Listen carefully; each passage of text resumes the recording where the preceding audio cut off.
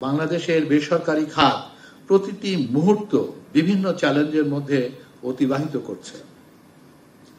উল্লেখিত প্রতিকূল পরিবেশ থেকে জাতীয় অর্থনীতিকে উদ্ধারে সংশ্লিষ্ট রেগুলেটরি ও ফ্যাসিলিটেটিং জাতীয় প্রতিষ্ঠানগুলোর সম্বন্ধিত ও টেকসই ভূমিকা অপরিহার্য। জাতীয় রাজস্ব বোর্ড উক্ত উদ্দেশ্যে একটি অতীব গুরুত্বপূর্ণ প্রতিষ্ঠান।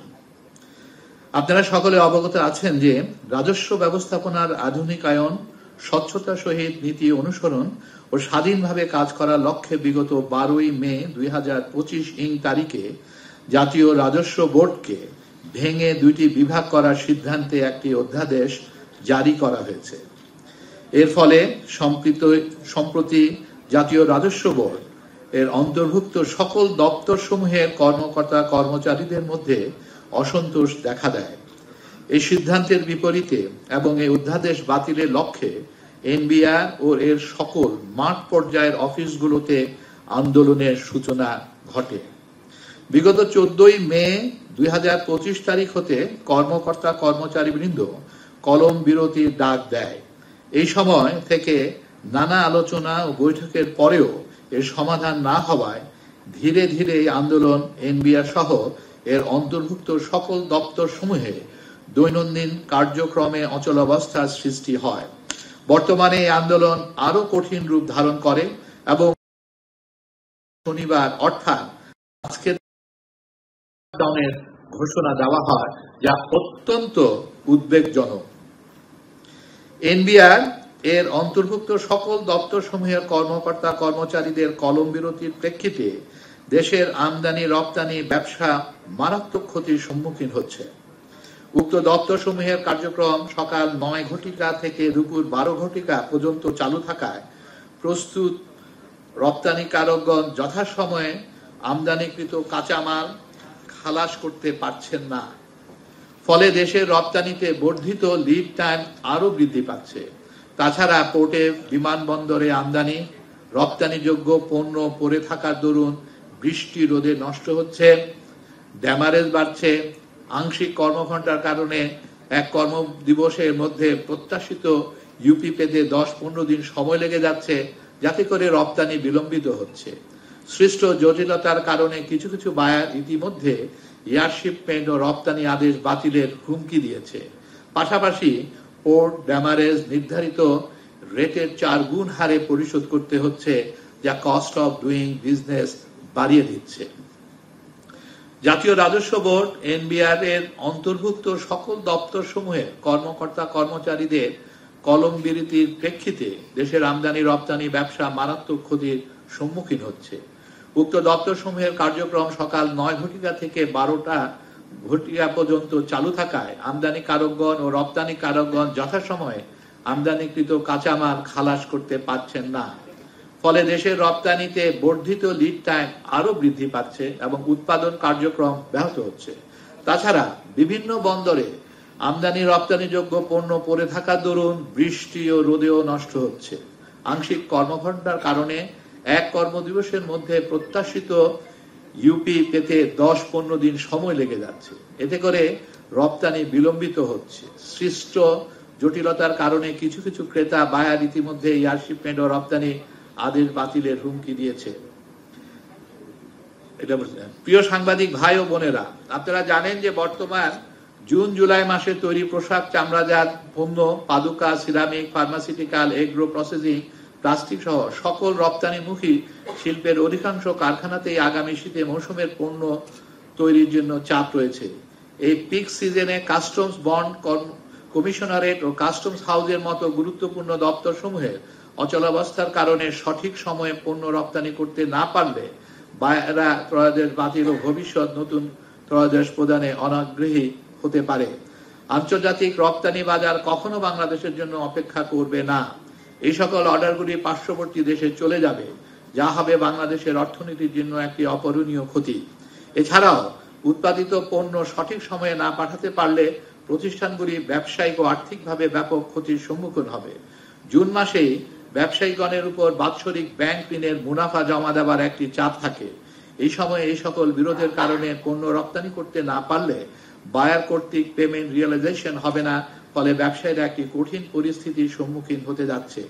বর্তমানে দেশের রপ্তানিকারী শিল্প নানাবিধ চ্যালেঞ্জ মোকাবেলা করে ঘুরে দাঁড়ানোর চেষ্টা করছে। এমত অবস্থায় জাতীয় রাজস্ব বোর্ডের কর্মকর্তা কর্মচারীদের গৃহীত আন্দোলন বায়ারদের মাঝে পুনরায় ইমেজ সংকট সৃষ্টি করবে, যা দেশের বৈদেশিক মুদ্রা অর্জন তথা অর্থনৈতিক উন্নয়নে নেতিবাচক প্রভাব ফেলবে।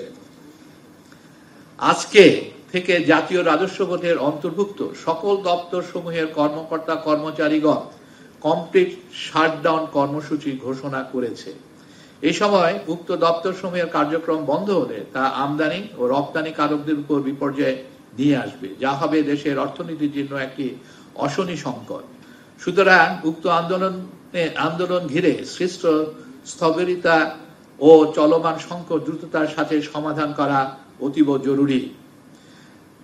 প্রিয় সাংবাদিক ভাই বোনেরা, বাংলাদেশের ব্যবসায়ী সম্প্রদায় একটি দক্ষ, হয়রানি মুক্ত জাতীয় রাজস্ব বোর্ড গড়ার লক্ষ্যে এর সার্বিক সংস্কার বা আধুনিকায়নকে সমর্থন করে, যা দেশের আভ্যন্তরীণ ব্যবসা ও আমদানি রপ্তানিতে যথাযথ সহায়তা প্রদানের মাধ্যমে রপ্তানি আয় বৃদ্ধি ও রাজস্ব আহরণে ইতিবাচক ভূমিকা রাখবে বলে আমরা আশা করি।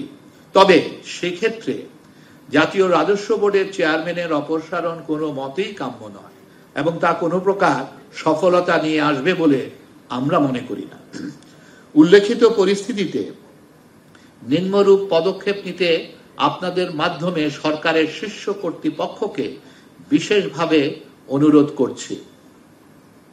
জাতীয় রাজস্ব বোর্ডের আন্দোলনকারী কর্মকর্তা কর্মচারীদের সাথে আলোচনা করে উক্ত প্রতিষ্ঠানের বিবিধ সেবা বিশেষত আমদানি ও রপ্তানি সংশ্লিষ্ট সেবা বন্ধে ঘোষিত কর্মসূচি থেকে অবিলম্বে তাদেরকে সরিয়ে এনে উক্ত সেবার অব্যাহত প্রবাহ নিশ্চিত করা হোক।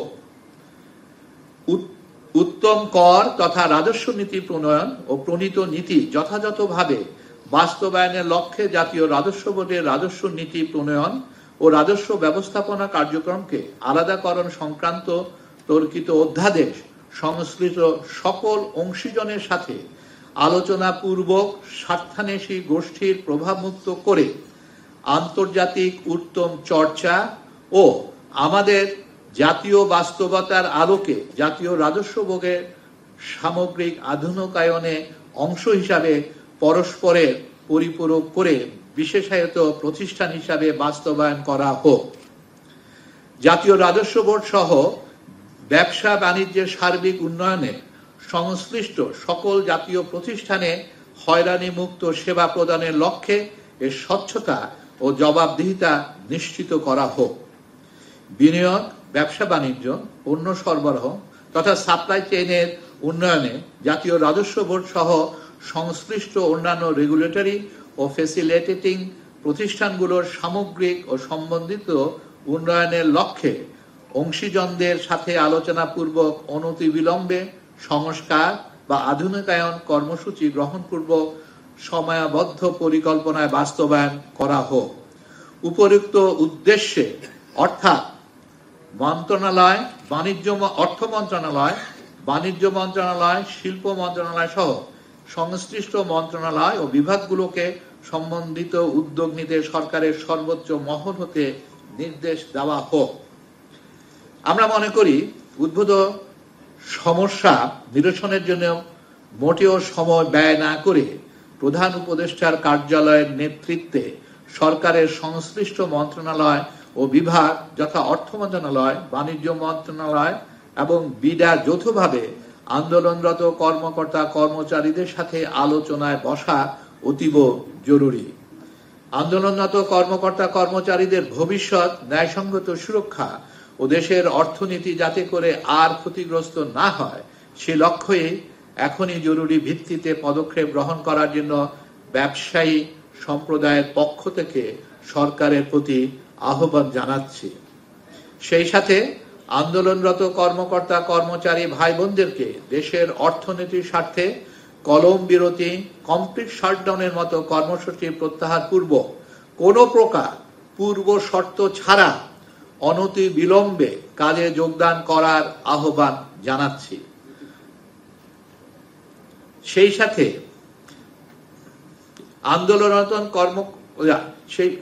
আন্দোলনরত কর্মকর্তা কর্মচারীদের ভবিষ্যৎ ন্যায়সঙ্গত সুরক্ষা ও দেশের অর্থনীতি যাতে করে আর ক্ষতিগ্রস্ত না হয় সে লক্ষ্যে এখনই জরুরি ভিত্তিতে পদক্ষেপ গ্রহণ করার জন্য ব্যবসায়ী সম্প্রদায়ের পক্ষ থেকে সরকারের প্রতি আহ্বান জানাচ্ছি।